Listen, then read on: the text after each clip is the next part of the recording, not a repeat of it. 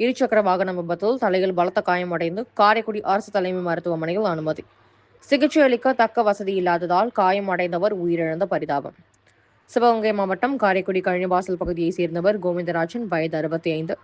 இவர் இன்று காலை வெளியூரில் பணிபுரியும் தனது மகனை பட்டுக்கோட்டைக்கு அனுப்பிவிட்டு தனது இருசக்கர வாகனத்தில் வீடு திரும்பியுள்ளார்.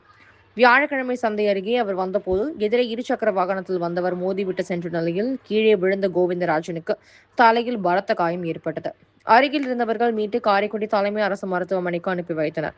உயிர் ஆபத்தான நிலையில் இருந்த அவருக்கு மருத்துவமனையில் தகுந்த சிகிச்சை அளிக்க போதிய வசதி இல்லாததால் முதலுதவி சிகிச்சைக்கு பின்பு மேல் சிகிச்சைக்காக மதுரை மருத்துவமனைக்கு அனுப்பி வைக்க மருத்துவர்கள் பரிந்துரைத்தனர். ஆனால் பரிதாபம், உயிர்காக்கும் வெண்டிலேட்டர் இல்லாமல் 2.5 மணி நேரம் உறவினர்கள் தவித்தனர். பல மருத்துவமனைகளிலும் பல தனியார் அவசர ஊர்தி நிறுவனங்களிலும் முயற்சி செய்தும் வெண்டிலேட்டர் வசதி, ஆம்புலன்ஸ் கிடைக்காத நிலையில் 2.5 மணி நேரம் தாமதத்துக்கு பிறகு பெரும் முயற்சி செய்து புதுக்கோட்டையிலிருந்து அவசர ஊர்தி வரவழைக்கப்பட்டு கோவிந்தராஜன் மதுரைக்கு கொண்டு செல்லப்பட்டார். ஆனால் மதுரை மருத்துவமனையில் பரிசோதித்த மருத்துவர்கள் அவர் ஏற்கனவே இறந்துவிட்டதாக கூறினர்.